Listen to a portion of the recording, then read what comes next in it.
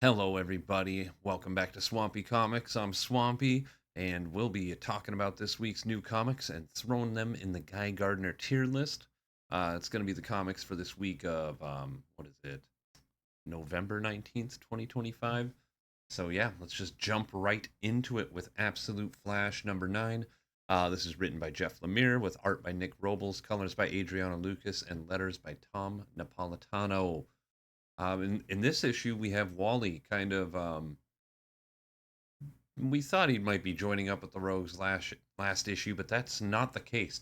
He seems pretty resistant to the idea, and they're really trying to convince him, like, listen, like this Thon lady that's running the show at Fort Fox really doesn't have your father's best interest at heart, and we should probably go save him. And so that convinces Wally to work with these folks. But all along, there's a traitor in the midst, in the form of Trickster. And oh man, that was such a bummer. Like to see the band broken up already, because as they're heading back to Fort Fox, yeah, Trickster totally makes the plane explode with just her and Wally in the safety of a bubble. But Grodd ends up copying her and saving the rest of the guys in the and of course Golden Glider in the Rogues. And I just thought it was pretty cool. Along with that storyline, we are also getting some Fort Fox stuff. Eleanor Thon kind of revealing what Wally West's purpose was in Project Olympus. Originally it was supposed to be Jay Garrick, and she was hoping it was going to be Barry Allen, but it turns out Wally's the inheritor of these weird powers and is the key to a gateway of some sorts. Um, Whether that be to the main DC universe is yet to be seen. It's all pretty fascinating, all pretty weird. Um, I mean, if we're talking about other dimensions, I'm hoping that we start seeing this universe's Mirror Master a little more in whatever's going on with him. But all in all, I really did enjoy this issue. Absolute Flash has really just picked up its pace over the last few issues. We've got our setup, and we're off to the races. I'm really enjoying this. But it wasn't a super crazy issue. No huge reveals. We're just kind of building up to a confrontation of sorts between the Rogues, Wally, and Thawne. So we'll throw this in B tier. Yeah, pretty good comic. Pretty good comic. Next up, we got Batman Superman World's Finest number 45. This is written by Mark Waid with pencils and inks by Adrian Gutierrez, along with some inks by Norm Rapmund, and colors by Tamra Bonvillain, with letters by Steve Wands. In this issue, right off the bat, we just have Bruce and Clark watching a football game between their respective hometown teams until they get an alarm that somebody's breaking into Carter Hall's museum. And so they go to, take care of that. But we do get to see Carter Hall kind of confronting the, what is it? Oh no, it's Lex Luthor at first. That's right. Go to confront Lex Luthor and who's breaking into his museum, searching for some weird artifact, and it turns out that the Joker's there too. And I don't know, really weird Silver Age stuff going on.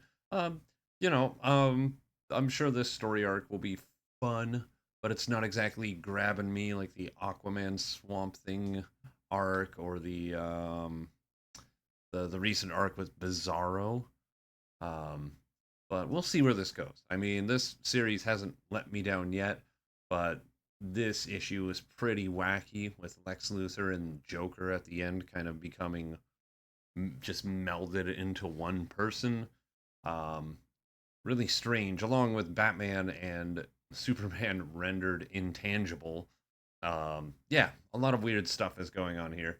I'll probably have a better idea of what's going on the further we get into this weird little storyline. But yeah, it was fun, but not my favorite. We'll probably put it was another B tier. It was fun to read. Nah, we're gonna put it in C tier. This wasn't my favorite issue of World's Finest, a series that I've really enjoyed.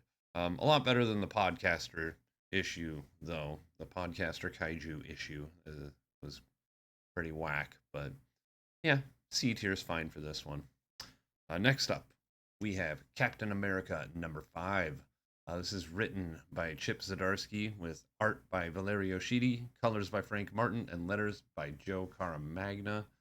And it seems in this storyline we are bringing a close to the Our Secret Wars um, arc that kind of recontextualized Steve Rogers' origin story for a post 9/11 world, along with introducing us to this other Captain America named David Colton.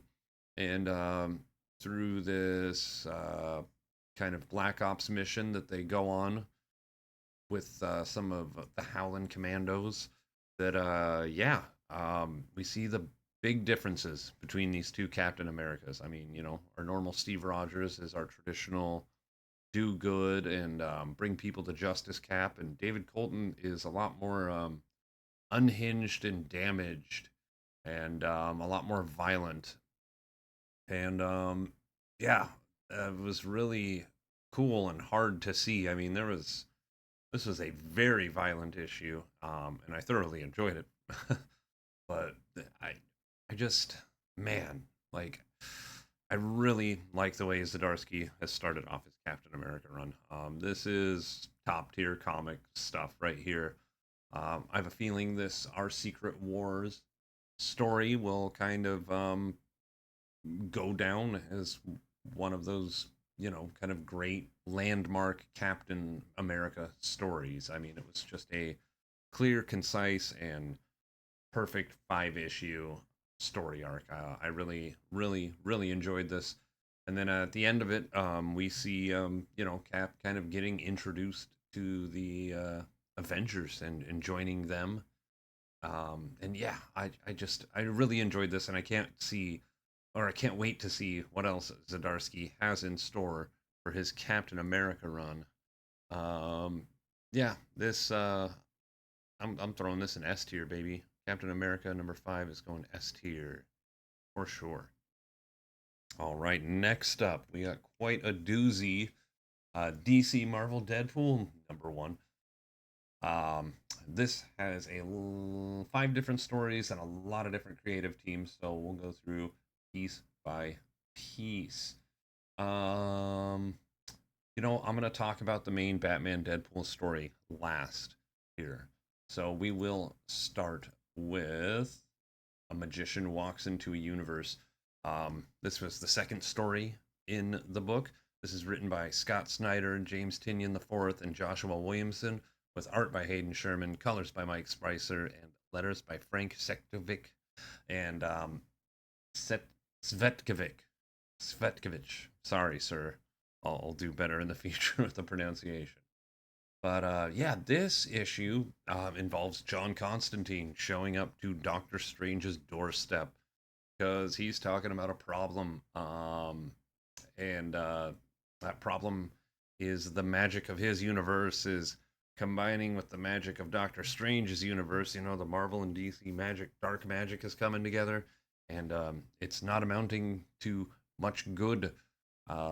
This was a really cool little what if of these two super awesome characters, pretty much equally powerful characters that couldn't also be more different. Um, I really, really, really enjoyed this story, and just kind of the metatextual stuff going on with the for lack of a better way of putting it, the dick measuring contest between John and Steven about the how dark and scary their own universes are. And as they're talking about all this, and the kind of like the framing in this was just masterful. Hayden Sherman just killing it, just like they do with Absolute Wonder Woman. Um, and yeah, this was amazing. Seeing Mephisto and Neron fighting, the respective devil characters from the DC and Marvel universes, and then Ghost Rider and Swamp Thing. These two just powerful cosmic forces that have their mantles reluctantly bestowed upon them. Yeah, I'm a huge Swamp Thing guy, and getting to see Swamp Thing fight Ghost Rider. I mean, come on, I had no clue that was coming down the pipes. Um, it was amazing. This story was amazing, and what it was doing with the framing when the world was getting split back apart to their respective correct places, I really like. And yeah, it was just S tier, S tier for sure, S tier crossover for a magician walks into a universe. Um, let's move on to Sticks and Snicks. This is the Nightwing and X-23 story. You know, Dick Grayson and Laura Kinney hanging out. Um, this is by writer Tom Taylor with amazing art by Bruno Redondo. I mean, the art in this issue is just oh. But colors by Adriano Lucas, letters by Wes Abbott. This was great. Was excited for this, and I liked it way more than I honestly thought I would. I mean, it was so good. These two characters that are very, very clear. I mean, really even more. I mean, so obvious in Laura Kinney's case, but totally the case with Dick Grayson and Nightwing. Um, these two characters that are, as they refer to it at the end, as kind of nepo heroes. You know, taking kind of similar mantles to their mentors and trying to make the most of them. I really like that. It was really cool seeing Nightwing going to rescue Gabby, and you know, little Jonathan appearance was pretty cool. And getting to see Laura Kinney fight Killer Croc, and Nightwing noting that she like does her very best to like not strike any super fatal blows or anything like that. Like I just this broke down so well. And then that last page shot of them sitting on the skyscraper with the images of Batman and Wolverine like in the clouds behind them was just so great. Another S tier crossover story. I loved this. Harley and Hulk's Amazing Saturday. This is by writer Mariko Tamaki with art by Amanda Connor, colors by Tamara Bonvillain, and letters by Dave Sharp. This was the silly part of the book. I really liked it. There's not too much to say about it. It did make me laugh. It was wacky in all the right ways.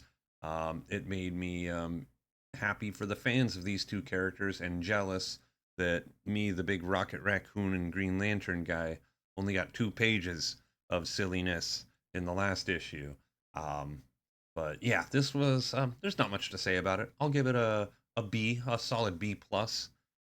It was just fun, and seeing Harley just obsessed with Hulk in a really sweet way was a lot of fun. Yeah. So next up, we'll go to New Friends and Old Places. This is written by G. Willow Wilson with pencils by Dennis Cowan, inks by Klaus Janson, and colors by Francesco Segala with letters by Steve Wands. This is a story involving Miss Marvel and Static, and showing the parallels of those two characters and their home lives and how they're similar but different, and their motivations for heroing are kind of similar but different in their own ways. And I thought it was really cute. They seemed to really like each other. Um, it seemed like set up for something we're not gonna get, which is a bummer because although I'm not a fan of either of these two, I don't like actively dislike them or anything. They're just not on my radar or reading or anything. I did really like this, and I love seeing Dennis Cowan's art. Although it's a little inconsistent at one point, but he's always been one of my favorite artists because and I actually still own the exact Question comic that I bought when I was a kid, and I remember specifically Dennis Cowan's art standing out to me as something that I had never seen in comics before, and just this free kind of sketchy style, but still with this ability to put a lot of detail and expression into faces. Yeah, this was pretty cool. I will give the New Friends and Old Places short story B tier. But let's move on to the meat of this. The first story in the book was, of course, the Cosmic Kiss Caper, the Deadpool Batman story. This is written by Grant Morrison with art by Dan Mora, colors by Alejandro Sanchez, and letters by Todd Klein. Oh, wow. It's weird. I didn't think that one of the coolest and best stories I'd read all year was a Batman Deadpool crossover story, but this was so good on every single level. Um, you know, just the weird meta reads on things. I loved the Animal Man tributes. I loved all the references on the wall to other characters that break the fourth wall from both Marvel and DC. Um, I loved the banter between Bruce and Wade. I thought it was really strong and really on point. It was a lot, and like it was just the the other crossover was great, but this was so much better. You know, like I was just shocked at how good this was. And Grant Morrison referencing his own work and pulling from his own work to put it in here. I mean, he created Cassandra Nova, and for her to be the big villain makes total sense. Getting to see Dark Claw, the total ridiculous um, Dead Bat reveal for one panel. Um, I yeah. I mean this story alone for me. Oh, did I move? I moved the wrong comic. It's supposed to be S tier. Oh wait, no, I had the right one. There we go. Sorry, things are mislabeled on my list, but I got it figured out. Yeah, S tier for Batman Deadpool crossover. It was so good. It was so it was better than it had any business being. And Grant Morrison bringing themselves back as the writer, um, who we first saw in Animal Man in the early 90s, was super great, and rumored that it might be Grant Morrison's last thing that has ever done in comics. If that's the case, what a way, what a cool weird way to go out. Yeah, what a classic, instant classic. Oh, so good. Possibly the best crossover ever was done between these two books, man. All in all, this project gets an S from me. This whole crossover project that they've done. All right, we got more books to talk about it. So let's move on. Oh, that's right. We didn't get to everything dead and dying this week. I forgot to mention it at the top of the show. Went in to buy it at the shop that I get it at. They only got one copy that week. Somebody already snagged it. So I'm glad that people are reading this book. It's great. I'm bummed I don't get to catch up this week, but hopefully I can get it slotted into next week. Although next week is huge, so I don't know. We might just be picking up with issue 4 later. But everything Dead and Dying, great zombie book, totally unique. If you like horror books or zombie stuff, you should be reading that. Anyway, let's move on. We got G.I. Joe number 14. This is written by Joshua Williamson with art by Tom Riley, colors by Jordi Belair, and letters by Russ Wooten. This is part 2 of the Dreadnought War, wherein we have Destro taking over Cobra and trying to sell their services to the highest bidder. Then we have Cobra Commander and Duke on the run from the Dreadnoks in an awesome desert chase. Um, just total Mad Max with guns. There's a really super great 2-page spread in this book of Cobra Commander and Duke on the top panel that spreads 2 pages. They're jumping off their the jeep that they're on because it's about to crash or whatever. And Duke jumps into one vehicle, and then you have a 9-panel grid of Duke kicking a bunch of Dreadnought ass. Then on the other page, you have Cobra Commander landing into some Dreadnoks faces and totally kicking a bunch of Dreadnought asses for 9 panels, where they join back up on a bottom spread in the same vehicle. Mwah, chef's kiss. That was the coolest thing ever. The art is really good in this book. I'm really enjoying it. I am, however, having a hard time with the coloring. Um, it's kind of a muted palette.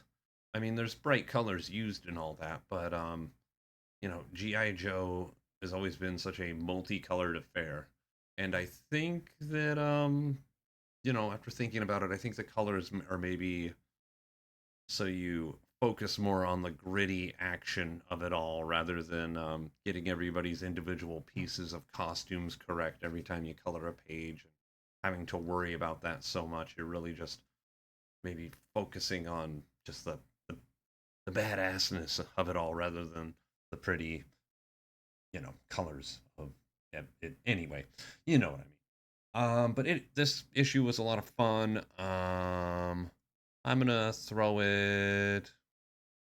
Whoops, here we go. Throw it an 8 here. I really like this. The action in it was totally badass, and growing up on the GI Joe cartoon, um, they were always shooting lasers that knocked guys out. It looked like, and yeah, this is super violent and a lot of fun, a lot of fun, but not gory or anything. Just guns shooting dudes pretty heavily. Anyway, moving on to the next book. What do we got? The New Gods, number 12. Whew. This is by writer Rom V. Art by Phil Hester and Evan Cagle. Inks by Andy Parks. And colors by Francesco Segala. With letters by Tom Napolitano. New Gods 12. Bringing our series to a close for now. One of my favorite things I've been reading all year. I've been looking forward to it month after month, and it's so disappointing that it's not going to be on my stack anymore. I love this series. This is one of those, top 10 series kind of things. Like Rom V's New Gods is going to go in it. This resonated with me just so well, and I love just the setup and the digging in deeper with characters like Orion and Mr. Miracle, and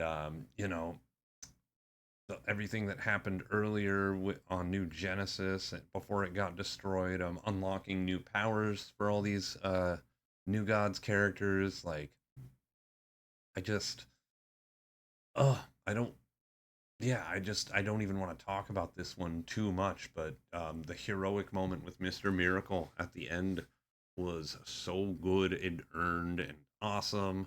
It just proves like why he's one of the best characters in DC, I think. I mean this whole series did, but I mean that's one of those Superman like moments of, like you don't there's a lot of hope in the DC universe, but there's so many characters that aren't the embodiment of it. And Superman and Mr. Miracle are definitely two of them. But I just I love this. I can't wait to see what we do with these characters next. I hope we don't have to wait too long. Um, I love that we walk off with Metron and another character at the end of this, and I, I yeah, a classic, instant classic. It's S tier for sure. I mean, this week was a really good week. I really do feel like there are some near perfect books on the shelves this week. Yeah, good time to be a fan. Next up, um, oh, did it not make it into the slideshow? Well, here, I'll just do one of these. Next up, we have Predator versus the Marvel Universe. Predator kills the Marvel Universe. This is our substitution for everything dead and dying, which is why it wasn't in the slideshow there. But Predator kills the Marvel Universe. This is where this series got totally badass and picked up. Um, Thor gets taken out by our Predator graveyard, and or no, it's not graveyard. It's just a Predator wearing a Punisher shirt, which lets us know that Punisher has been taken out. And Thor gets sniped with a vibranium bullet and thrown into a lava pit or a molten metal pit or wherever they were, and doesn't matter. This comic is silly in all the best ways. And Mjolnir gets spit back out, and the Predator goes to try to pick it up, and you just hear, or you just see a speech bubble with, "You ain't worthy," and there's Wolverine ready to just slit his throat with his claws. Totally awesome. In this one, we kind of have Wolverine, Spider-Man, and Black Panther, kind of looking like they're going to come together for the final showdown against Kraven and this Predator horde that he's brought to Earth to hunt all the superheroes in the Marvel universe. Um, yeah, not only that, but the Weapon X program is releasing their Predator X to go hunt down and take out all of. Yeah, it's just it's madness. It's insanity. It's silly. It's fun. Um, yeah, if you're not into dumb, ridiculous comics, I would steer clear of this. But if you are, I mean, yeah, this is a lot of fun. Not gonna go too crazy with Glaze in it. It's a solid B tier comic that gave me some laugh out loud cheering moments. But Superman Unlimited #7 is our next comic. This one is written by Dan Slott with, or the sorry, with this one specifically, the stories by Dan Slott. This one's written by Jeremy Adams with art by Lucas Meyer, colors by Marcello Maiolo, and letters by Dave Sharp. And in this issue, we are dealing with John Kent, who's hanging out in Smallville and helping with things while, you know, his dad and mom are working at the Daily Planet, and they've opened a new Daily Planet branch in Smallville. And John seems like he's basically forced to work there and follow in his parents' footsteps. And they make him investigate, you know, come up with a story. And he finds all these strange goings on in the town, along with hearing a strange scratching underground of some sorts. And anyway, he comes upon a big mechanical mole who he starts to have a big fight with, and Steel and Lana Lang come to help. And it's a lot of fun, a lot of silly, goofy. Um, this is a one-off with, we're setting up more in the future with how Steelworks is going to be getting to the bottom of, you know, all the weird experimenting they can do with Kryptonian biology and physiology and all that. But what we get in this issue is a pretty cool kind of silver bronze age-ish story about this gigantic mole that's been stealing tools and farm animals and stuff like that, trying to teach the surface dwellers a lesson that they're treating the ground wrong, and there's people that live down here and they need to be nice, and they're totally called mole men, which totally makes me think of Fantastic Four. But I'm sure it's a reference to something in Superman lore in history that I'm just not familiar with.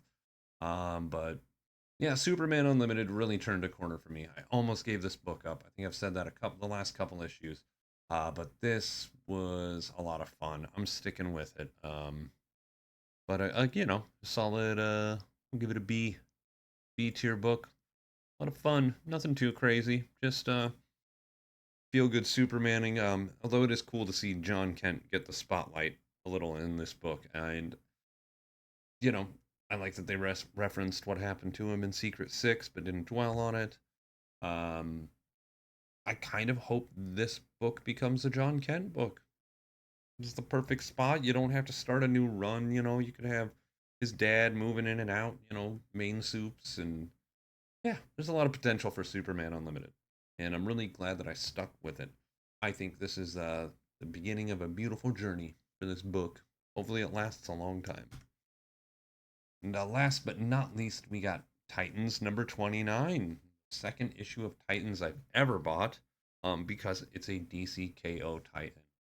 But Titans fans out there, don't worry, I am thoroughly enjoying this. I really liked this issue. All of our Titans are apart because the majority of them have left Earth to help evacuate the people of Earth with the whole DCKO event going on, transforming Earth into apocalypse. You got Beast Boy and Beast Girl off on a weird planet that wasn't supposed to have a bunch of monsters on it, but does. And you got Nightwing and Raven on Gem World, and Gem World is under attack from internal threats with all this going on. And you have, Starfire kind of holding down the fort, so to speak, as she's guiding some of these towers through space. And she's attacked by Granny Goodness and a bunch of parademons. But then out of nowhere, surprise to me, we get a who shows up but a Jessica Cruz, Green Lantern, along with Aya, Vexaru, and Narf, three of the new Green Lanterns that we met in Green Lantern Corps. Although Aya's technically from the animated show and is now part of the comics. Um, yeah, I really like seeing them kind of go against the Furies. I feel like they're doing this event so right because this isn't required reading and it's not just a side story that's like, oh, these people fought over here. Like this all matters to the big picture, but isn't the big picture. I don't I This is just masterful the way they're balancing this DCKO event. And books this book like Titans and what went on in the last issue of Aquaman, it's totally indicative that they're handling this all correctly. I am shocked that I liked this as much as I did. It's going in A tier. This is a great comic book. This is a lot of fun. Just firing on all cylinders. And I'm starting to get to know some of these characters and like them more. Oh, and I'm really excited because at the end we see where Cyborg is, and he's getting ready for a fight in the DCKO tournament. And you know, next month we get that Cyborg versus Swamp Thing Titans issue, and I am beyond hyped. The pinnacle of technology versus the pinnacle of biology. It's gonna rule. But anyway, book of the week. It's hard to say. So for the first time and probably not too often, I'm giving it a tie to New Gods and Batman Deadpool. Um, it's just everything was so good with both of these. And they just represent two different sides of why I read comics. Batman and Deadpool is totally just the fun, silly side. Um, the weird, the wonder, the just, the amusement park side of comics. And New Gods was that deeper storytelling that makes you think about the human spirit and hope and what a good week to be a fan. I mean, even our B tier books were fantastic. I'm just trying to be more picky because if I just thought positive about everything, everything would be S and A tier. So I'm trying to be more critical about myself, but about these videos and about this content. But yeah, I got to do two books of the week. It's a rare occasion you get stuff like this, especially when it comes to the crossover. Yeah, fantastic. It's cool to see the legacy of Grant Morrison cemented if it's kind of retired. And it's also great to see the legacy of Jack Kirby live on through Rom V in a book like New Gods.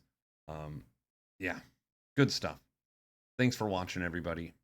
If you could give a like and a subscribe, it's always appreciated. And leave a comment below. I'd like to hear from you. I'd like to hear what you read and what you liked or didn't like about any comics this week. But next week we'll be back with some previews, and for December we're going to be gearing up with some best of the year videos. So I'll be trying my hand at that. Keep your subscription feed ready for a couple more videos a week for the month of December, or at least one more video a week for the month of December. But anyway, thanks for watching, and until next time, keep reading, and bye bye.